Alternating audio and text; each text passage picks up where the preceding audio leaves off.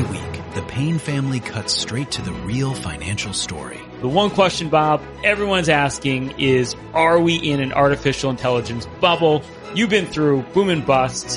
What do you think? No hype, no myths. Just what actually matters to your money. Does feel very similar to what we experienced in the 90s. Where are we, though? Are we in 1995, 1997, 1999? Listen to the Pain Points of Wealth on the Red Apple Podcast Network. In a few minutes, we're going back to your telephone calls. If you're trying to reach us, folks, just hit redial in a minute or two. We're going to take Lisa in Queens, Judith in Brooklyn. A number of you want to respond to Teddy. So we'll do that. But first, a great honor for me to bring in former Congressman Peter King. Congressman, how are you? Dominic, I am doing great. How are you doing? I'm doing fantastic. It's always great when I get to chat with you because you're like an encyclopedia for me, a book of knowledge. I gotta hold up a second. A woman wants to say hello to you. Hi, Dominic. This is Rosemary. Hello. How are you? I'm great talking to you. You're going to get us in trouble with the Congress. That's enough.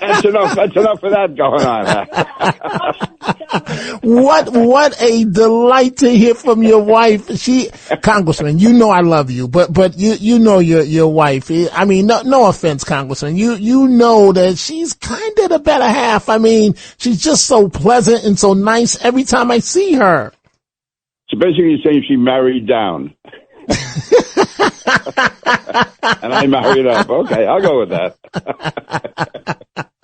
It's so nice to hear from her. Wow, that just really, really made my day. And thank you for that, Congressman. So many things that I want to talk to you about. I always enjoy doing so. First, I want you to listen to this. It's a good day in America, right? So President Trump celebrating his first year in office, second term, today. But before we get to that, the House has started an investigation into Ilhan Omar's net worth. I want you to listen to this from the Fox News channel. Woman Ilhan Omar's net worth went up nearly $30 million. The question is how. Here's what we know. Omar's husband, a former political consultant, owns a venture capital firm based in Washington, D.C. and a winery in California. Take a look at these numbers. In 2023, Omar disclosed a maximum of $50,000 in assets at the winery. The next year, Dana, that number increased to $5 million.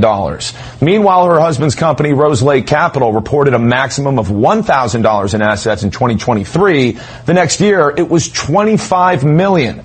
Despite that, Omar denied being a millionaire earlier this year, posting on X, quote, "I barely have thousands, let alone millions." House Oversight Committee Chairman James Comer tells Fox News an investigation is underway, writing, quote, "The committee is working on addressing ethics concerns regarding Representative Omar and her spouse, and we hope to have an update soon." But Omar says she's being targeted. Ever since I've gotten to Congress, they have been doing these sort of weird ethics investigations. None of them have yielded anything because I have been as transparent as I can be. Of course, others see it differently. Elon Musk says Omar committed fraud, while President Donald Trump posted on Truth Social, quote, "She should be in jail or even a worse punishment, sent back to Somalia." Omar authored the Meals Act in 2020, which loosened oversight on food programs during COVID. Federal prosecutors say one of those programs, Feeding Our Future, stole $250 million through fake meal sites. So, Congressman Peter King, does it sound like she has something to worry about? Please tell me yes. I'm sure she does. And listen, I have no knowledge of those particular facts. It certainly sounds bad. It looks bad. But I will say this. She was one of the most disreputable, disgraceful, disgusting human beings I ever met. I would always believe the worst about her, and let it be proven in a court of law. But right now, my opinion is you can't ask anybody worse than Omar. She doesn't doesn't deserve to be in the Congress at all. The only place I would disagree with Donald Trump is he goes, send them back to Somalia. Somalia is bad. Are they that bad they have to get her back? I mean, that'll really ruin the country forever. No one deserves to have her. And I'm kidding about that. I mean, she's just a terrible person. And here she came here as a refugee. We literally gave her refuge. She gets elected to the United States Congress, and all she does is attack the Congress, attack the people, attack the country. She's anti-Semitic. She's just a horrible human being. Absolutely. Tommy, that was all off the record. Hey, Congressman King. So, Minnesota officials, including Governor Walz, Mayor Jacob Frey, they're being accused of hindering ICE. They were served with grand jury subpoenas by the FBI. Should they be concerned? I think they should be. And I'm saying this again, the legalities have to be worked out in the court of law. But having said this, morally, they are totally wrong here. You have, whether you agree with them or not, ICE is carrying out a lawful operation at the direction of the United States government. It is whether or not you agree with that, if you're a local official, you cannot be impeding that investigation in any way. Like, for instance, they talk about the poor woman who was shot in Minnesota, in Minneapolis. Well, the fact is, if the police have been providing the security that they should be, if the mayor had been not encouraging people to come out in the streets, if the governor was not encouraging people to come out in the streets, those things wouldn't have happened. We have, for instance, Nassau County, we have demonstrations all the time. Our police cooperate with ICE.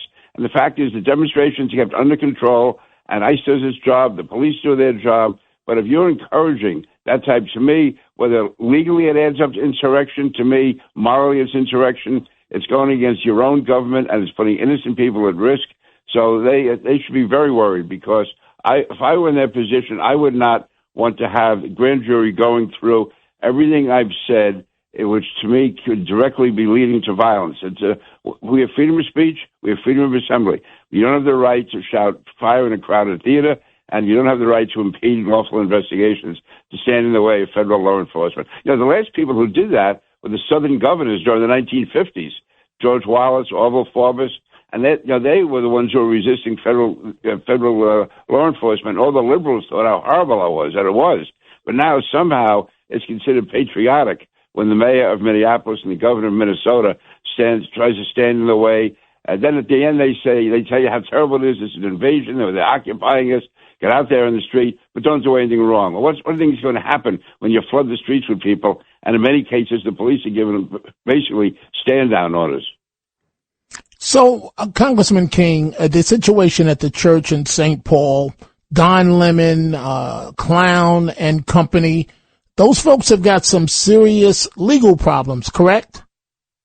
Yeah, more so than in the past, because a recent legislation makes it a federal offense when you interfere with a religious service.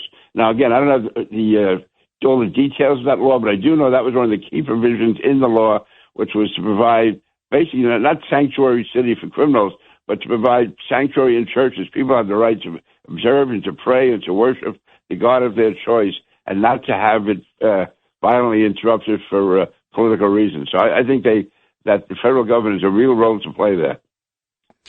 Well, let me ask you this. President Trump, he went on for over an hour at his news conference. We're not used to seeing this after President Biden. Right. I say this objectively. I really mean this. I don't see any downside to his presidency.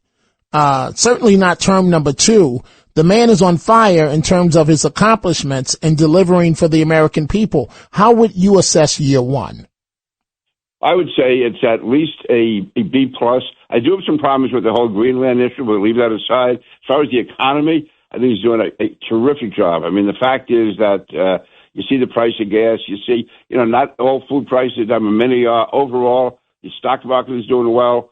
The fact that we are right now, we're the ones calling the shots. I mean, think how many years we were dependent on foreign countries, on dictators, and for oil and energy. Now we are in such a position of strength, and that affects the entire economy. I remember when I first started working at WABC, it was like right the first week of the Biden administration, and when he put the restrictions on oil exploration, and John Catsimatidis right away said, yeah, it's going to affect price of gas at the tank, but more than that, it's going to affect every product in the United States that has to be transported from one state to the other. And that's true. That whole anti-energy, anti-oil policy of the Biden administration not just raised the price of gasoline at the tank, but the price of products across the board.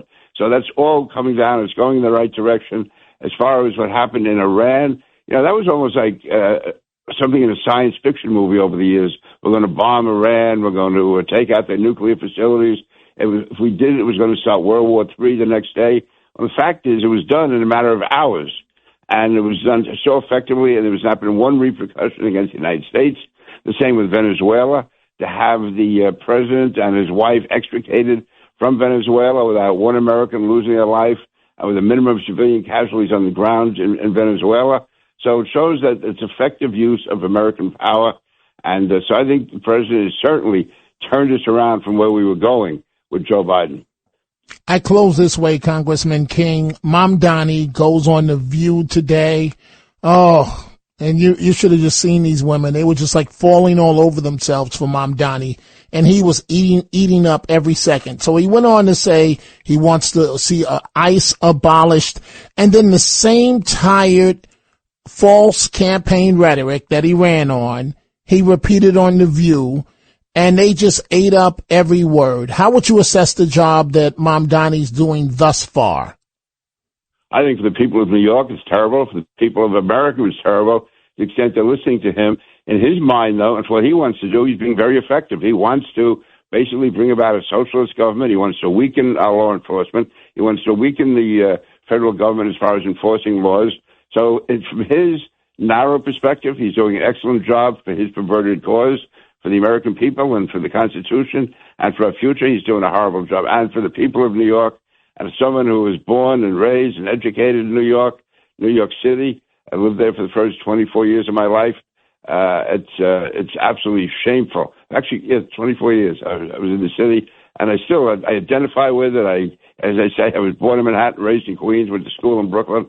New York is in my fiber, it's in my blood. But the fact is that what he's trying to do, and I think he's going to be effective, at least for a while, in doing it, because he knows what he's doing. It's the wrong thing, but he knows how to do it.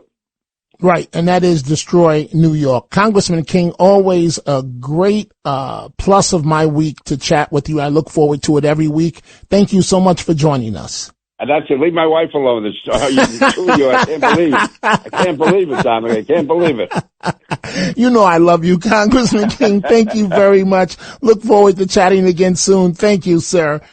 Every week, the Payne family cuts straight to the real financial story. The one question, Bob, everyone's asking is, are we in an artificial intelligence bubble?